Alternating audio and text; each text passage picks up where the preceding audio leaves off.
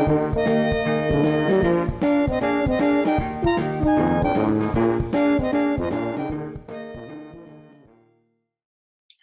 guys, today we are doing a fun episode.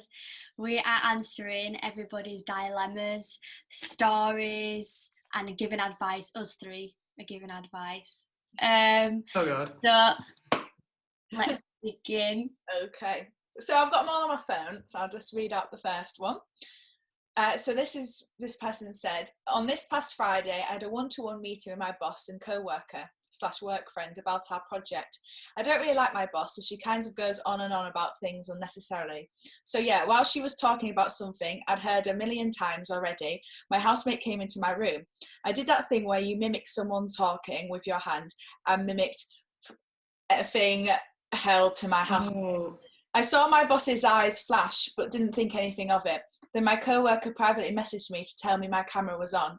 My boss then leaves the call very shortly afterwards. I have a meeting with her on Tuesday. What should I say? Do you wait for them to bring it up in that situation? Because you might have seen the eyes flash, but I feel like if you go in all guns blazing apologising before you even know that they've definitely seen you. Yeah, because if you did apologise and they didn't know, it'd be a bit awkward because they'd be like, what are you on about? I mean, I would do what Kate said. I would wait until I'd have an apology ready, but I would wait until they brought it up. Because if they had seen, they are going to bring it up, and then I would just apologise for being unprofessional and just say it won't happen again. I mean, they probably experienced it before. Yeah. And I would also bring up the fact that if you're saying that they're bringing up unnecessary things, it's a good opportunity to bring up that they need to like maybe change their style of like managing, you know, in some ways. Like if you're not happy with the way she's speaking to you or along them lines, then you could say, I do apologise, however, and then, you know, it's probably a two-way thing. Yeah. Well, another thing, could you play it off? Could you say, oh, it wasn't about you, it was just to my friend? Like, it depends how like... Yeah, like I've been on calls in the morning, like I was just like, oh my God, like this call's been going on, like it wasn't about you, it was about the situation. I mean, that's not technically lying. So be like, she was fed up with the situation. Just be like, I was really tired, I've been stressed, I've got a lot of other things on, I'm really sorry, it weren't aimed at you and it was nothing personal. However, that's what I would do. And then, however, there are some things that I did want to bring up anyway, because I always think that it's always good to give constructive criticism. I mean, I've done it with my managers at work, and if I'm not happy with something, I'll bring it up. Obviously, there's a way of saying yeah, but that might be a good opportunity to do something like that if you're feeling that confident.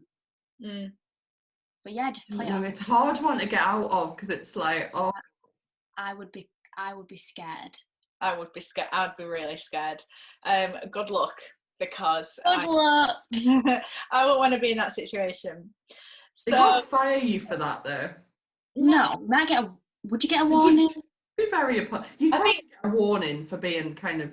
I don't think you'd be the favourite for a very long time. You'd probably be getting all the bad jobs to do. But it was more than everyone else, because it was assuming that everyone else will have seen you do that. It's like, in future, just make sure your camera's off and just like your boss off. Yeah. Yeah. Right. The second one. I'm in my last year of university and I feel so nervous about applying to jobs in fear of being ignored that it's made me not apply to any jobs, and I'm very stressed. How do I combat this fear? Do you have any advice? I do. Go on.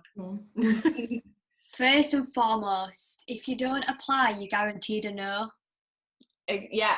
Like you're gonna hear a no back. Everybody gets rejected at some point. You know, it might not be that you're not fit for the job. It might just be that someone else is a better fit. It's not anything personal, and you will apply for lots and lots and lots of jobs before you find one. You're not going to apply for one and get it. It's just how it is, and everybody goes through that. It's not just you. I think getting over that imposter syndrome and maybe I'm not good enough, because we've all been there, if you don't apply, you're guaranteed a no. If you apply, you're guaranteed a maybe. And I have just recently got a postgraduate job, and we were talking about this in our first ever podcast episode. And with postgraduate jobs, thousands and thousands of people apply. I mean, that's why the process is like 4 or 5 stages long, and I got the one position out of God knows how many. And I think if I knew how many people actually applied, it would have put me off, and I've got inside my head. But because you don't know, it can't hurt you. So I think just go for it. You don't know how many people have applied. 5 people might have applied, and then you might get it. I got it, and I never thought I would. So I think apply anyway. Make sure that your CV is tailored to that specific company, and make sure that you're tailoring every single one and not just sending out the same CV. And just apply for every single one that interests you, because you're not going to get a job if you're not applying. Yeah, I was going to say, yeah, exactly that. And also, whatever stage it's at, if it's at the first stage and you've just applied and you've been declined, or if it's after a job interview, you're going to learn a lot. Like from your job interview, you're going to learn a lot, like what went well, what went wrong. Hopefully you can ask them like, oh, why wasn't I the best fit? Like, why didn't you choose me? And then maybe you can work on that. And I mean, I applied for loads and loads and loads of jobs, and it got to the point I was just making a joke about all the declines up, because like you can't take it personally. They're not doing it because they're just, like Ella said, it's just someone else was probably the better fit. But you can learn from what's happened, and maybe you can improve your CV. Maybe if you're getting more and more declines, maybe you think, oh, maybe it is my CV or my cover letter. Yeah. And I wouldn't be nervous about it, because they're not laughing. It's not going, oh my gosh, have you seen this? Like, it is just, they've probably got loads. And yeah. I think to add to that as well, what you said, having so many interviews in the past for me has made me so good at interviews, and my confidence has got so much better. And you can only learn once you actually do it, and you'll be surprised that you do get the interview. And like you said, you might not get the job after the interview, but email the person and say, why, and give feedback, because that will only help you in the future. And practicing, even if it is through interviews, practicing and, being prepared for those questions that are out there, or like something you didn't expect, can only come from applying and actually doing it. I also think the more experience you get with job interviews, the more interviews you get, the more, like you said, the more you get better at them. And also your nerves won't be as bad because you've been through it before, and you're like, oh, and that probably make you even better, because nerves can get the better of you. But if you're so used to them, then you'll be really good. So I think you need to take like all your fear into like a positive. Like, yes, I might get declined, but I might learn something from it, or I might get accepted and get a job. Like, you've got to look at the positives. I know, yeah. I think it's so easy to think of all the bad things and all your weaknesses, but everybody has got a strength and a skill. And I had the exact same mindset. I mean, I'm a worrier. I'm always anxious, and I always think negatively. I used to. And there was one job that I recently applied for before I got this job, and it was close to the deadline. I thought, I'm not going to get it. Like, the salary is so high, why would I get it? And I applied, and I'm halfway through the process still. Like, I got through at least 2 of the interviews. It's been put on hold through lockdown, and if I wouldn't have applied, I would never have known. And that was a confidence booster that actually I am good enough, and they did see something in me. Yeah. Can't let the fear hold you back. You can't, and it's so hard, and it's easier said than done, but you've got to push yourself. And everybody goes through it. Like, I'm guessing everyone in this podcast has had a job rejection, haven't we? We've all been through it. So, yeah, there's been ones that I thought I was perfect for that I've not heard back, but you just move on. Life goes on. Yeah. I wouldn't think about it too much. I wouldn't hold on to it so much. I just think you need to accept it, learn, and then move on. And it is life at the end of the day. Yeah. I hope that helps, and good luck with your job search. Flying. So this third one is, my dissertation officer has asked for a meeting to give him feedback on how he was supporting me throughout third year. I basically want to tell him he was terrible and completely unsupportive and basically pointless having him as my dis officer. I don't want to be horrible or rude to him, just want to help future third years. How do I give him appropriate feedback about how unhelpful he was without being rude? And I think you'd be good for this if you've given you some feedback. Yeah, because I am very honest. You don't say. How have I been horrible to you? You haven't in that though.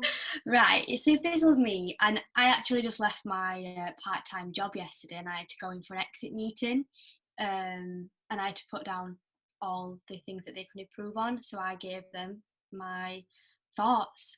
And I think I said it in a way, definitely be positive, start positive and thank them for everything they have done, even if that's kind of a lie, just because it just makes it easier when you give them criticism. So I would thank them and just say I did appreciate, the help. And however, there is some things that I would like to bring up, maybe that you could have been a bit more attentive in certain situations, and just say, like, I do understand that, Corona has affected things and you've got a lot of workload on and other priorities, but at some points I did feel like I could have had a bit more of your attention and you could have been a bit more responsive at times, because at the end of the day they're going to appreciate that.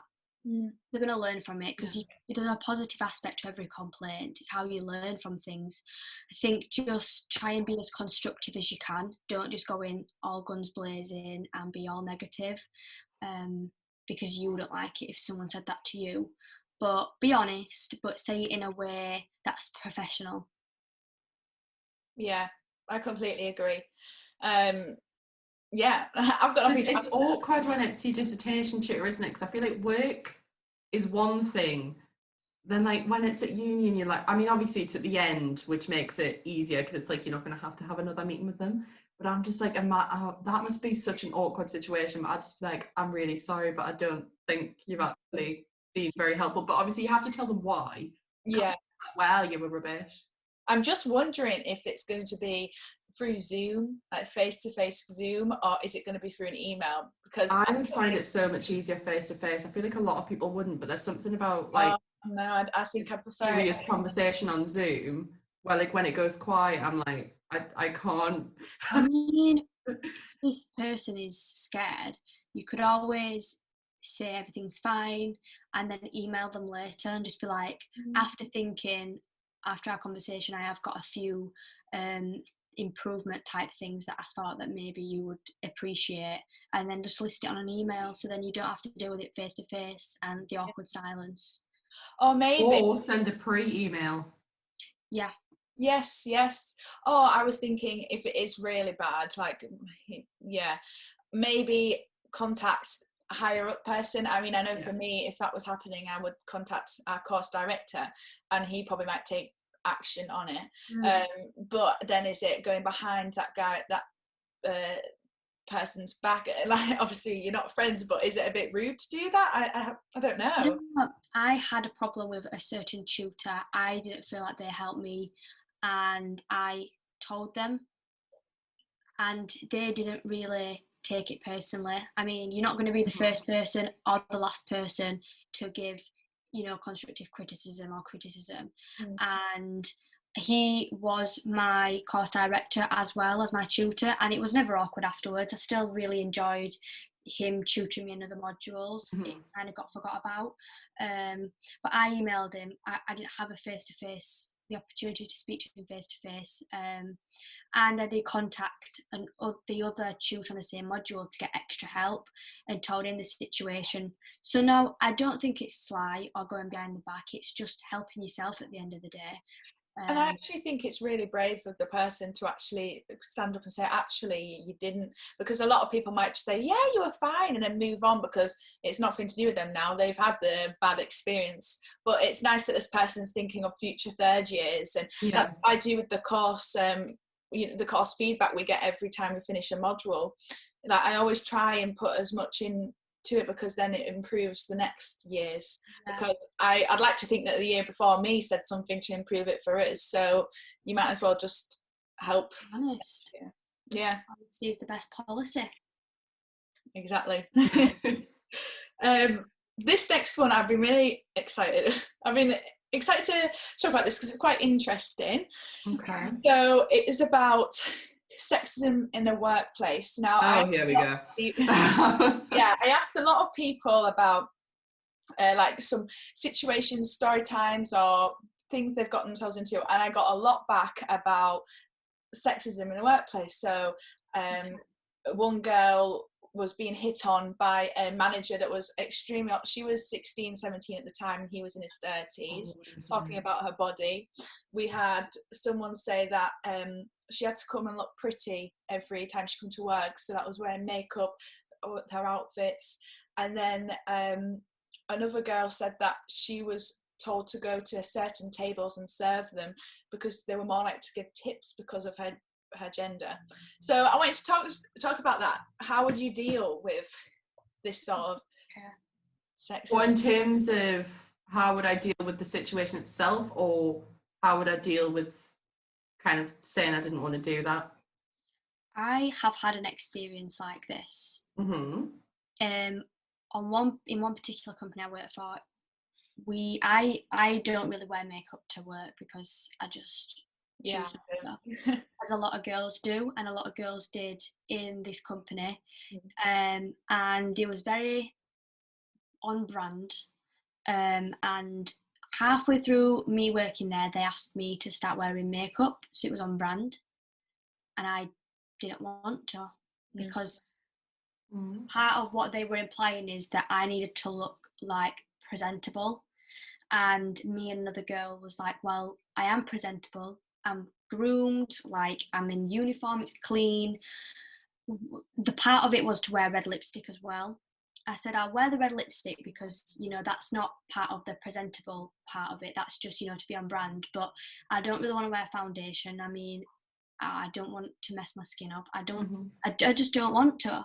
And I said, if that's an issue for you, then I'm more than happy to speak to someone higher above, because I'm happy to do that in any company. And nothing ever came of it.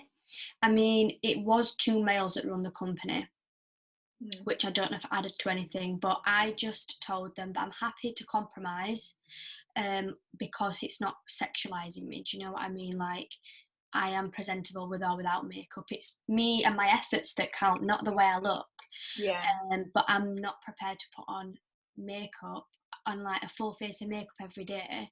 And if it did come to that point where they said, no, you have to, I would have probably left, because there's a lot of companies that don't care and don't need that, and it's not worth staying in a company that's unfair. I do it to myself sometimes, though. Like when I would go to work, they wouldn't even tell me I had to. I just felt like I had to. And like I remember I went into work once, and like my makeup had gone terribly, so I'd like just taken it off and gone to work without it. And like the next day I went in with it on, and it was my this girl Jess, bless her, and she was like, oh, like you, like Kate looks presentable today. And I just found it hilarious because I had actually looked really rough the day before, but not rough in that I wasn't like clean uniform, like hair, but like what I was fine. Yeah. I was like, oh my god, no, like I'm like, it's not okay, but I almost like you're trained to feel like you have to look like that. Like even when I would go and try and get jobs, my mom would be like, oh, do you not want to put a bit of makeup on and like do yourself up a bit?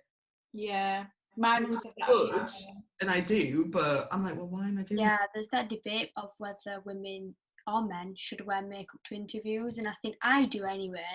But like Kate said, it's ingrained to think that makeup and making yourself look better equals better at the job. And yeah, it's a difficult one. I think with the manager, saying things like that is unacceptable, and you should contact HR and tell them about the issue and see what they can say. I think, again, it's such a nonchalant thing to just be like, oh, brush it off. But it's completely unacceptable whether you're a boy or girl and anyone's saying that to you. and I would contact HR and get a complaint in and see what your options are, because they could get into serious trouble for doing that at their age. I think the one about the tables is ridiculous. Yeah. But I'm like, especially having worked in pubs and bars and things, I don't think that's ever happened to me. We've kind of had jokes about people that have been like, when there's always that customer that might come in a lot and you're always like, oh, bloody hell, you're serving them because they're creepy. But who asks? Like, even if I would be like, no, that's not happening. I don't care if we're getting. It depends. Is it another employee who says that? Because if it's another employee, go to the manager and be like, I don't like the way he's speaking about me. Mm-hmm. If it's a manager, again, contact HR or anybody else that's higher up. I've never personally had that, and I've worked in bars and pubs. I can't believe that people experience that. It's scary.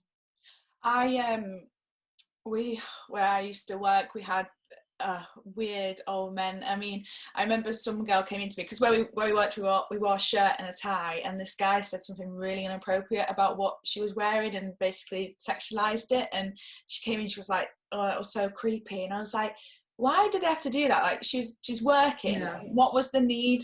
Like, what is the need?" And I know I've heard stories where managers have abused their power and been really creepy towards girls. Like this boss gave my friend a £20 note and said, "Oh, this is for your hard work," whereas there was loads of other girls working there as well, and then he'd grab the girls in a weird way, just to like say, "Oh, are you okay?" but grab them in a weird way. And it's harder when the person who's doing it is the boss, because they have the power to lie and say no or actually fire you. They have, and that's what's so annoying about. Yeah, and I also think when you're put in a difficult situation, you don't want to lose your job. Yeah. Because it's not so easy to jump into another job.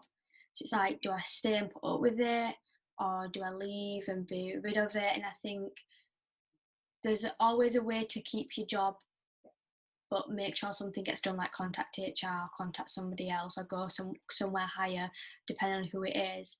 But if it gets to a point where it's making you feel uncomfortable, and that either can you call the police or just leave, because it's not acceptable, and it could be dangerous. I don't believe about the whole looking at, you have to put makeup on to work. I don't. Where I used to work, I didn't put makeup on because it was so hot in the summer that you just sweat it off and it'd look less attractive than before. Yeah.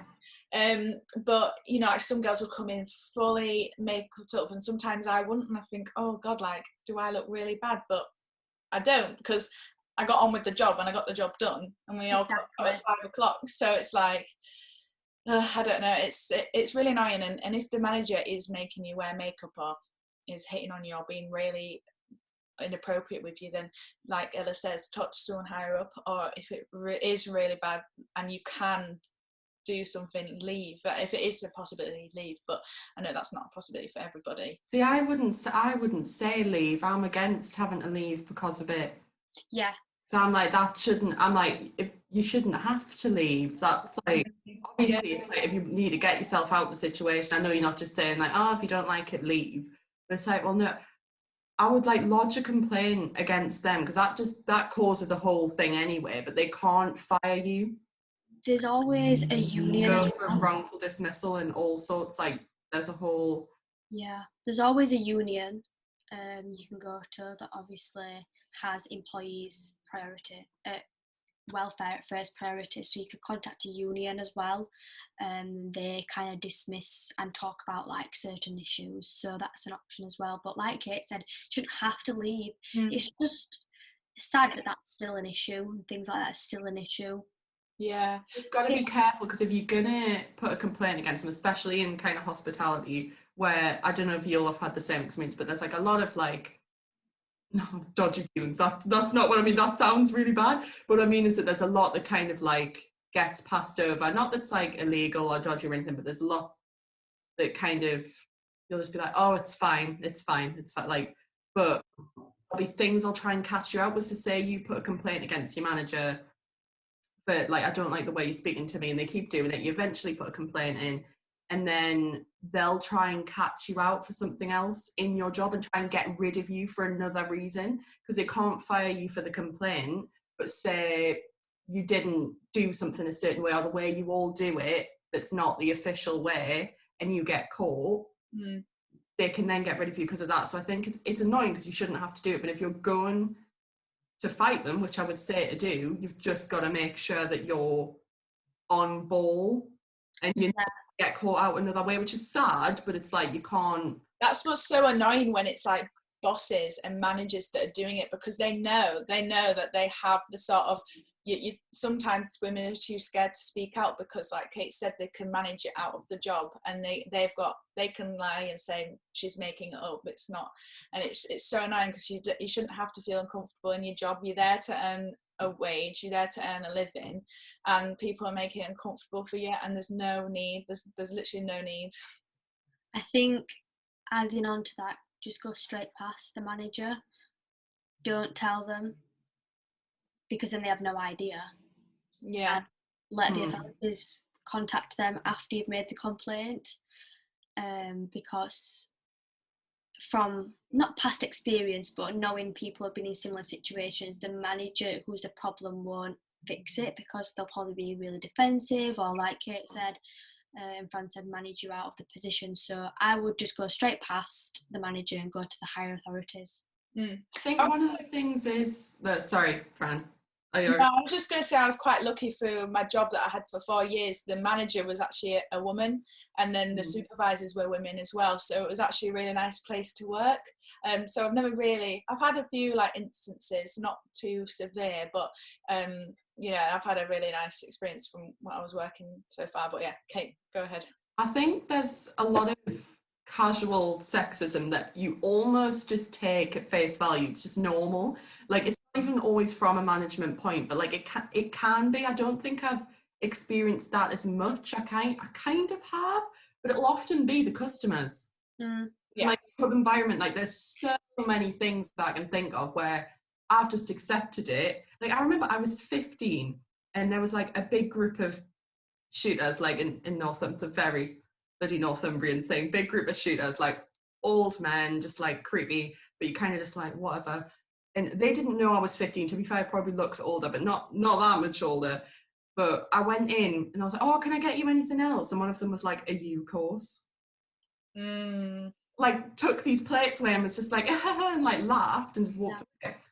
I was like, and just did nothing. Because I was like, well, what's difference? That's another thing, is if it's a customer, you can't just turn around. Like, I mean, you can if you want to, but I think if you turned around and said something back, then you're risking being in trouble by your manager. But then I don't know, it's so hard. It is so hard. Well, I even at my last job, there was a specific customer that was making the most inappropriate comments to every woman who worked there.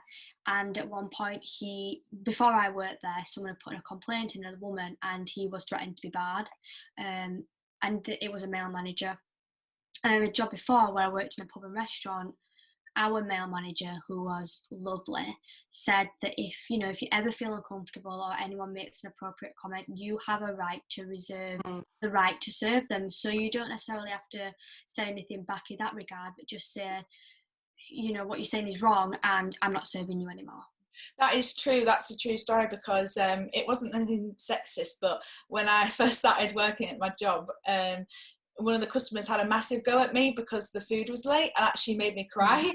So I went into the back, and my manager at the time, she's not there now, but she went to him and said, once you've eaten that food, you're going. And that's what she said, because you do have the right to, like, serve them anymore. Yeah. You're a human at the end of the day, and I think a lot of people forget that when you work in a pub, restaurant, or a shop, that you're just this employee that can be spoke to like rubbish, but you are a human. You have human rights, and if you're a woman or anybody and have been sexualized or abused verbally, no, you go to higher authorities, get them barred, which has happened a few times for me, not me specifically, but other people, and you have your own individual right to not serve them. I think one thing you've definitely got to remember is, because like I was saying, I just kind of would just accept it because of the kind of industry or whatever, but it happens in all of them. Because I've worked in like retail, hospitality, whatever, and I worked in this shop once, and the guy, he was lovely actually, and no offense, he was really nice, but he would always be a little bit weird. But it wasn't like, I never felt threatened, but I didn't realise that the younger girl I was working with, she didn't feel threatened, but she was a lot more uncomfortable than I was, because I think I was a lot more used to it. So I'd come in and he'd be like, oh, hello, gorgeous. And I was just like I didn't really think about it. I mean, it was also like, he was like Filipino, it's like a cultural thing. Like, it wasn't, I never felt like, oh, he's being weird with me. But then one time he was like, oh, do you have a boyfriend and all this? And I was like, oh no, bear in mind he's married. I don't think I knew this at the time, but he was married and whatever. And I was like, oh no. And he was like, oh, please don't tell me you're into girls. And I remember like, I was like packing something up and I went, oh no. And I like turned around and it like sunk in what he'd said. And I was like, okay, right, that was very weird. But I remember I was like, I always just kept very like out the way, friendly, didn't think anything of it. And then this girl came to me and she was like, has he said anything to you? Because he says these weird things to me all the time. And then there was an older woman that worked there and she was like listening to her talk about it and she was like, hold on, like, what is happening? And like, she kind of was like, you just need to say so. And I was like, because I'd never thought of it, but as soon as I realised she was uncomfortable, I was like, oh no, we'll have to like, do something about you've it. got to think about the other people. Like, you might be able to take it, but there'll be someone that it really affects, so it helps them and you really make I just remembered a time I worked in a pub and I was the only girl. I was 17, so I had to be supervised on the bar. They were all male managers, and there was a man at the bar, and I was just stood there, we were quiet, and all of a sudden I heard the camera sound, and I looked up, and he had his phone like this, and he took a picture of me. Oh, I thought you meant the CCTV for a second. No, like he had his phone like that, and he looked at me, and I looked at him, and he went like that, and I didn't register at first. Yeah. And I went to my managers, and my managers, who are male, just said, ignore it. And I left. Oh, that's so dodgy. that is so bad. That is really bad. That's really disappointing, if anything, because like, it was disappointing, yeah, that they, like you said, it's so casual, you know, just ignore it, not go to the man and delete the picture and never have him come in again. And I left because that's dangerous. Yeah, that is really bad. You can actually get in trouble with the police for that, I think. Yeah. If you take photos of people without the consent, you can get in trouble. So that is actually bad that the managers just said, ignore it, it's fine. Yeah, and I think I was 17 at the time. I was a bit, as I said, I didn't register it. I was disgusted. And I think when you're young, you don't know how to handle things. Yeah. So I just left it. I left the place.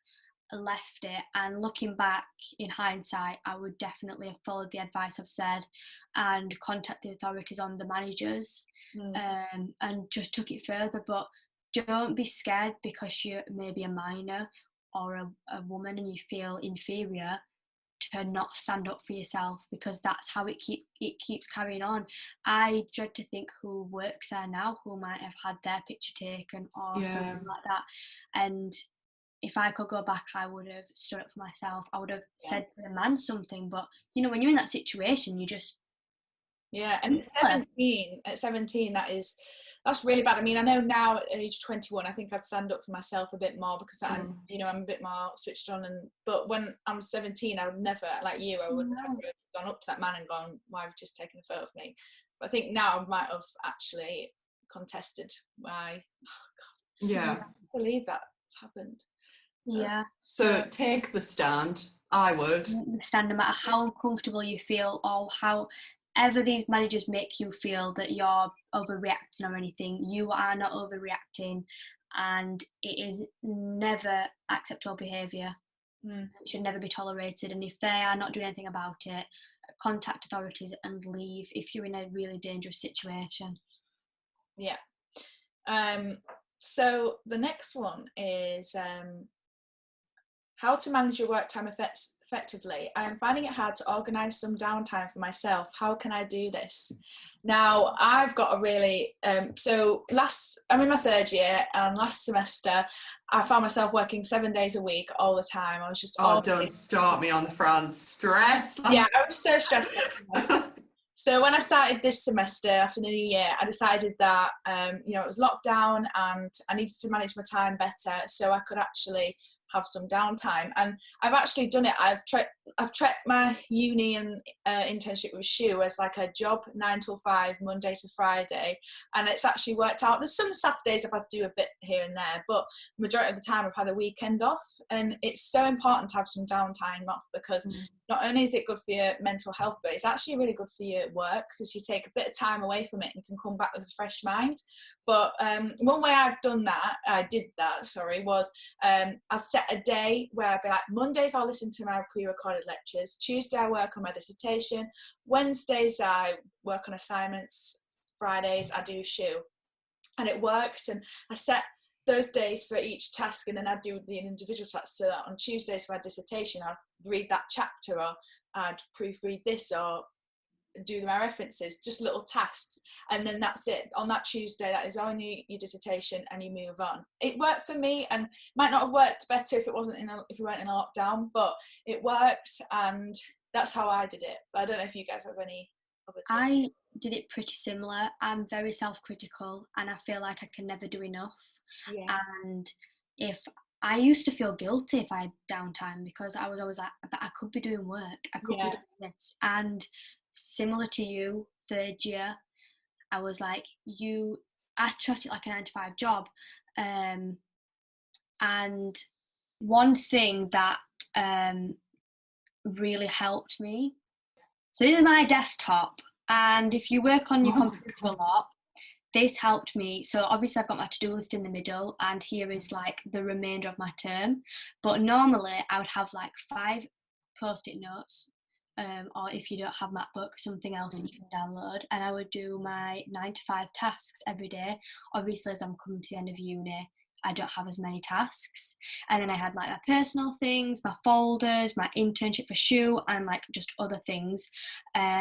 And this really helped me. And obviously I've got these really cheesy like quotes, but I think when you open your screen in the morning, having everything in order and having your to-do list, so as I said, Monday to Friday, I would have weekends off as well, all organised, that helped me just keep focused. And once the last task had been ticked off at 5 o'clock, I thought to myself, I've done everything now, like I deserve this time to myself. And I think doing this or something similar, on paper maybe would even work, but I think this was one of the things that helped me like separate work and downtime.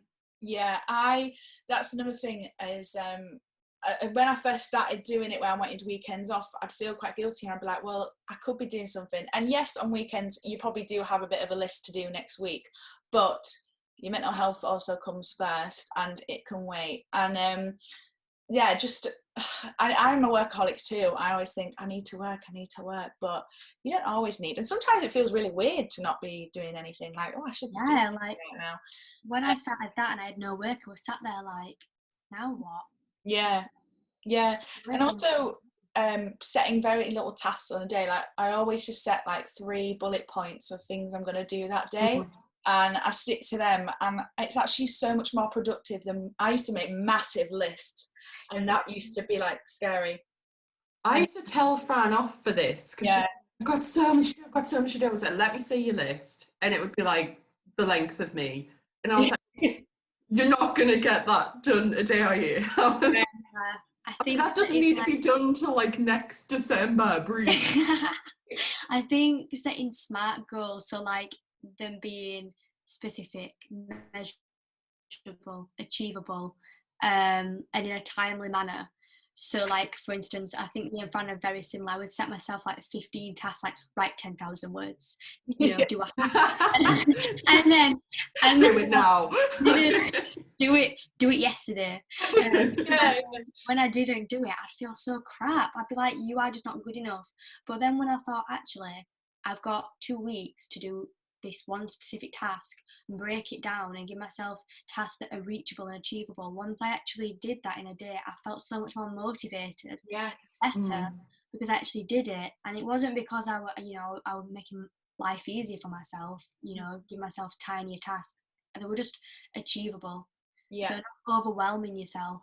And I've actually, like, my mood is a lot, like, since I've done this 9 till 5 sort of style study session and weekends off, I've felt a lot happier and my mood's been so much better. When I think back to the first semester of third year, I was so stressed for no reason, and I remember talking to Kate at the time, and I was just so, like, a bit down from it. I think I intervened. Yeah, Kate had to intervene and give me a one-to-one personal session on how to not have a breakdown. But yeah, I'm so much better now, and I think my work's a lot better, and I was so much more productive because I set 3 tasks and I had time off, and I managed my time effectively, and I was so much better, so much more productive and on top of things. Yeah. So it's just little things, little unoften or something. I don't know. I think me and you have identical experiences, and I think it also comes down to like maybe being anxious and things like that naturally. I think, and also one thing I set myself was self-care. Prioritize self-care, whether that's getting a bath or putting on a face mask, or setting the time to actually watch that Netflix series that you wanted to do. I used to think I didn't deserve it, when you feel guilty and you're like, I know I don't deserve to, relax. But once you start doing it and you feel better, you want to get up in the morning and do your work, because then you can relax afterwards.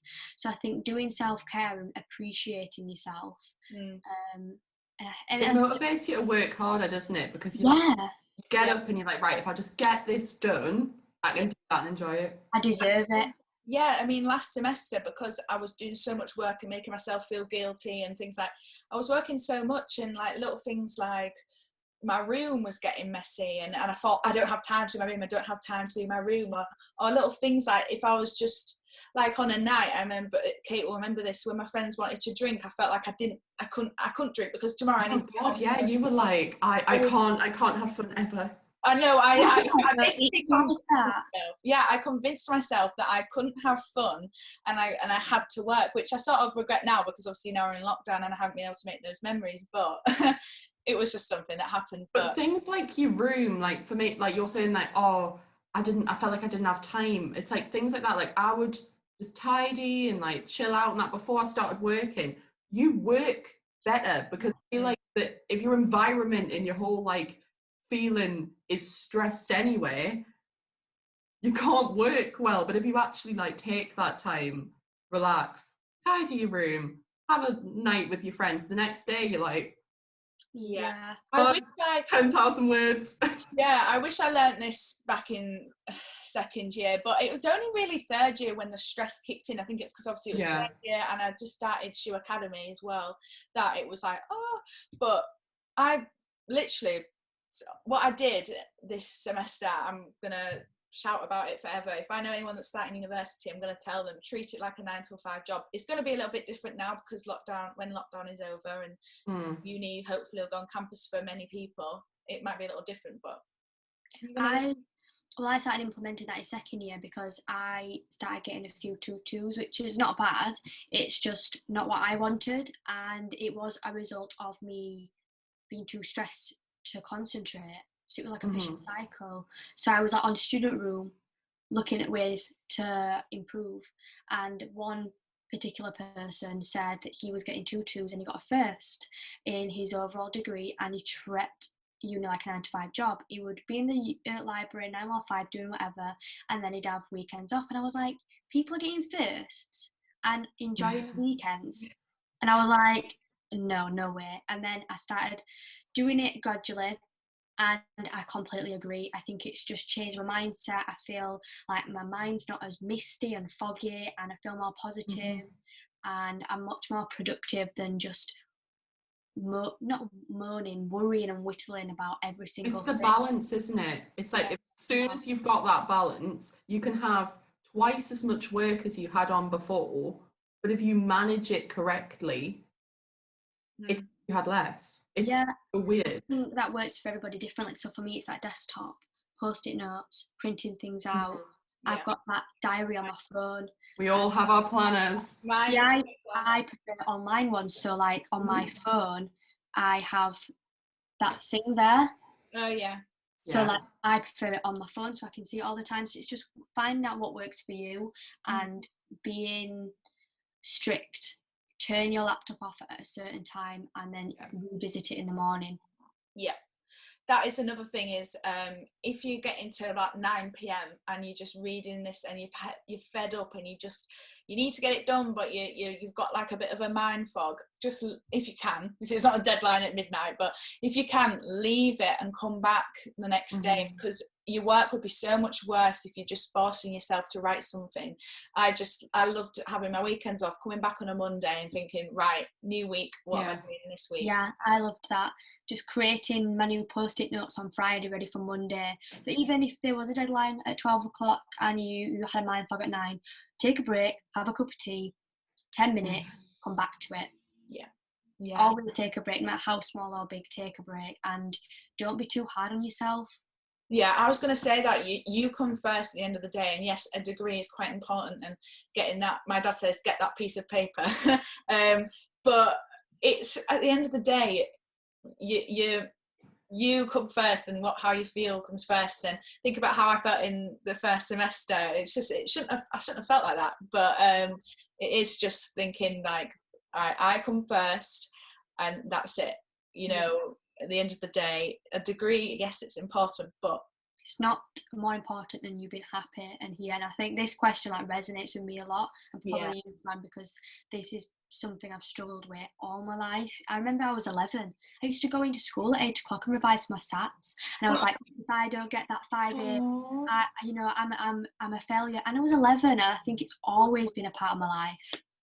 Yeah, I used to be like that I think mine really kick-started in A-levels, because I was obviously at college 5 days a week. On Saturdays I'd do coursework and homework and things, and then every Sunday I'd work, and I got into this routine where I was constantly working every day. I had no day off, and so I think I've got into that routine of I need to work. Yeah, same. I used to work on weekends, and just I think my dad is very not money driven but progress driven and success driven, and that's kind of where I've inherited it from, whereas my mum prefers time off and time to herself and things like that. So I do see it sometimes inherited, but you've got to control it, and as Fran said, don't be hard on yourself and you come first. Yeah, exactly. Has anyone got any other to add to that? Because I've got one last little thing. No, go for it. Okay, the last submission we had, sort of similar to what we've talked about earlier, but my dissertation supervisor keeps ignoring my emails. How can I go about fixing this? Course director. Yeah. Course director. Contact the course director. You normally have tutors that are responsive and not responsive.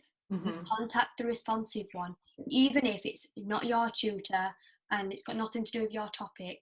They will be able to get you into contact with someone. And 9 times out of the 10, last year when some of my modules for tutors weren't responsive, I would contact somebody else and be like, can you help me? And they'd be like, yeah, why not? Yeah. So, it's so frustrating. If you go to your course, usually the head of your course, if you say like, I can't get in contact with my tutor, they'll either get in contact with the tutor for you or put you in touch with someone like specifically who can help you. Yeah, it's annoying if it's during COVID times where everything's online, because if it wasn't, you could go to their office at uni and say, hi, like, what, I've tried emailing you, but yes, during COVID time, if you're in like an online seminar with them, just ask, oh, please can I just speak to you at the end, or try something. But if they are not responding to your email, then do get in touch with somebody else. Yeah, fix it. I think that's the challenge of online. Uni, it's hard to get in contact with people, and also your tutor might be like a mum or dad and have kids at home, so just bear in mind that they might have or be in a difficult situation. But yeah, contact course director or contact another tutor. Yeah, and also they probably get so many emails at the minute. Like it's most likely they're not doing it because they don't like you or something. Yeah.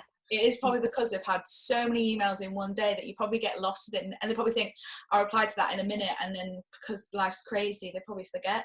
So I won't take it personally, but if it does keep happening, then yeah, because if it's a consistent issue, it's like that role is to be your tutor, and if they're not, like, that's an issue. Don't be scared to send them another email as well. Yeah. Or call them. Often there is a number, like, I'll just be like, hello.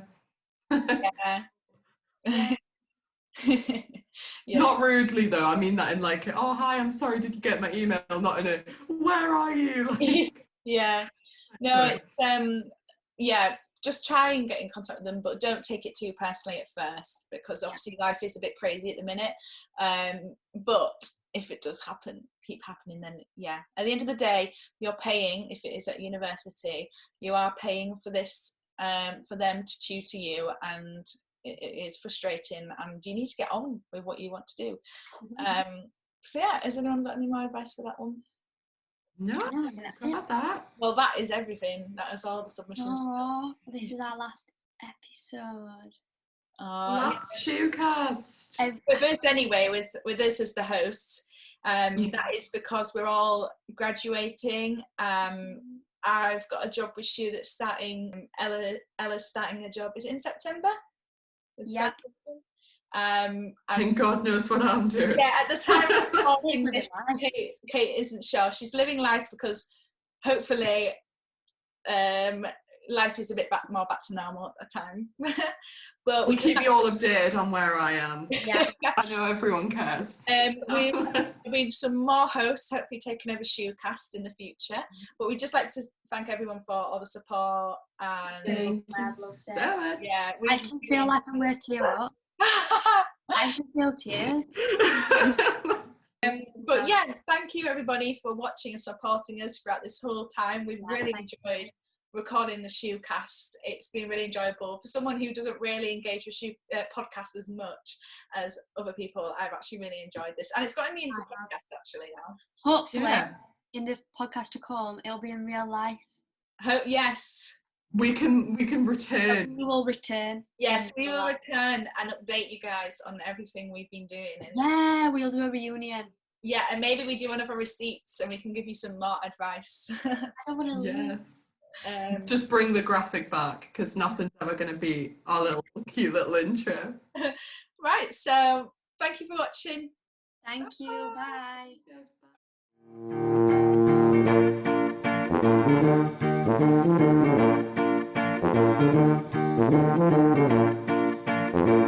bye.